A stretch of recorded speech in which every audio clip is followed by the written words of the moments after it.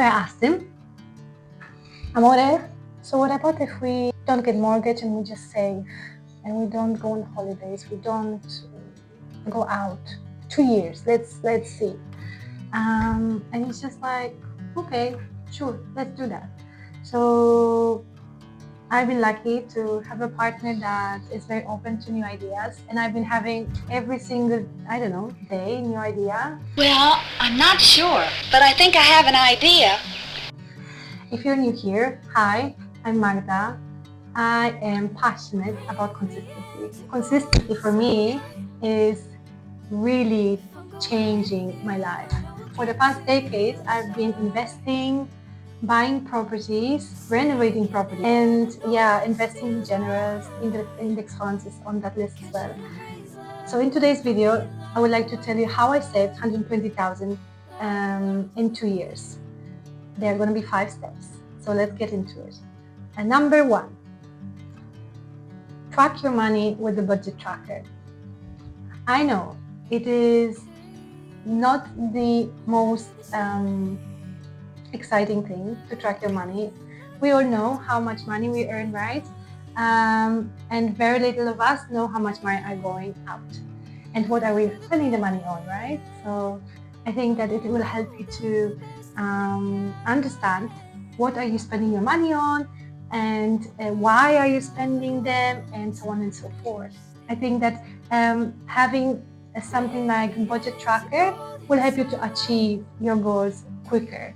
So in case you're interested in a budget tracker, I have linked that down below in the description. You just need to provide your email address, but other than that, it is free. Number 2. So for that one, let me just grab a little bit of a sip of coffee. It's actually quite nice coffee. I'm not a coffee drinker as much. I'm more like of a tea drinker. But this is a morning nice coffee. What about you? Are you tea drinker or coffee drinker? She talks a lot, doesn't she? Okay, number 2. Start being more intentional with your money. I know it sounds like super nice, but it is very difficult to be done. I know that we're living in a world of consumption, and you see ads bombarding you. I've recently become a mom. I'm 41. I will be 41 very soon in this month actually. And I've encouraged people to be more intentional with their money. And the fact is, like, I also spent a lot of money in the past, and I know that it is so easy. And the things that are out there, for example, in terms of, being a mom, being new mom, maternity, babies, is just out of this world. They're making you believe that this is something that your child will need, and that without this it will be hard, and then you think that, if I don't buy, maybe he will be left out, and what am I going to do about it? And this is so strong. Those things are just very difficult for moms. So what we have done is that we've bought things that we really, really love. Sometimes when I've seen, looking at Amazon, and I had something in my basket, I was just like leaving it there for a couple of days, and if I thought about it, okay, maybe then I will buy it. The other day, I've looked at some rings because I lost one engagement ring. I can't believe you did. If I would like let's leave it a couple of days and let's see if I still think about it. And I do. I really love the ring, and I will buy it in the end, probably on Monday or Tuesday, but I never do it in an impulsive way. But that's my tip. Leave it in your basket, leave it in your Amazon basket, leave it in all the baskets or any basket that you have, all different sides or whatever it is that you desire and you like, and see if you think about it 2 days or 3 days or 1 week even after. And if you still do, maybe then this is intention. Maybe this is something you want to buy. I've done this with several things, and it really, really improved my life. It really reduced the amount of stuff that I have.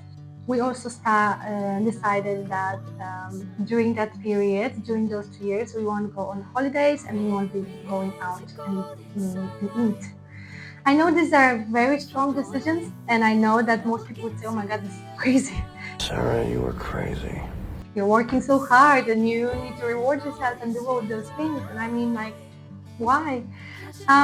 So for us, the idea was to have a mindset and put it somewhere in our brain. And first of all, before that, decide if this is something that actually we think it's such an important decision for us to buy that house with no mortgage, right? And we decided that it was. It made sense. We have been, I don't know, we've been traveling before into many places. We have been eating out several times. We loved to eat at some point, and we also realized that maybe we no longer have such a need and desire, right, to eat out all the time. And I think we're also the type of people that we get bored quickly with things, and we are okay to just not do it at that point. And that was the reason why it probably was easier for us. So yeah, that was number 2. Number 3. So both of us, me and my husband, are a little bit older. I'm gonna be 41 this month, and my husband's gonna be 50 this year. So we already have worked since we were 18, so that's many years up until this moment. So we've had some savings, a little bit of savings. Not huge amount, but we still had like maybe almost 50% of it. And that's very little when you think about it, but of course during those years we've been also enjoying ourselves. So that is number 3. Number 4, so opportunities in our case was that we bought the house from the bank, and before we bought it we actually could rent it to buy it, meaning we could pay rent to the bank, and then that rent would have been discounted from our final amount that we needed to pay off. So for example, if we were paying throughout a year and a half 8,000 or 10,000 for this apartment, then that would have been discounted from the total price, which is something that nobody does. That's an opportunity. So anywhere you are in the world, anything that you are currently doing or wanting to do or want to achieve, look for the opportunities. Opportunities are always out there, not necessarily looking for you, so you need to look for them, but they are there. So definitely try and find an opportunity and take advantage of those things, because they genuinely can help you out, and that was amazing for us. The last one, number 5, and we are talking about second income stream.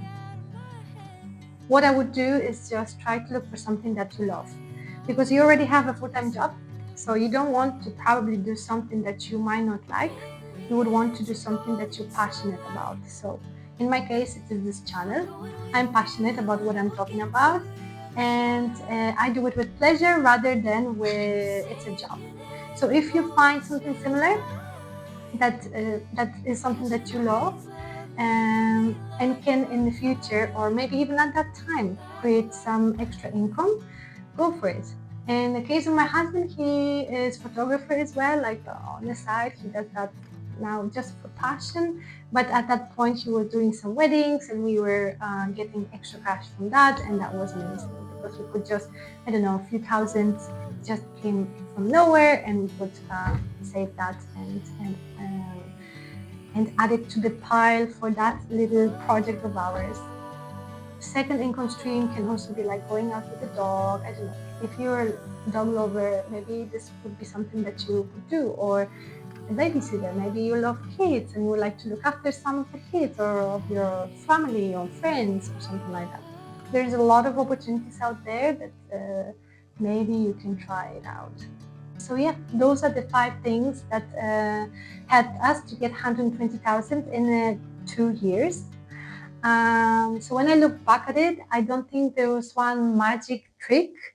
I do think that we supported each other throughout this time. We both were there for each other, and there were times that were harder, because we're just humans. We also wanted maybe to go out and eat something and just spend this 50-60 euros, but we knew that we wanted the same thing long term. So we were supporting each other, and that is something that I would always say.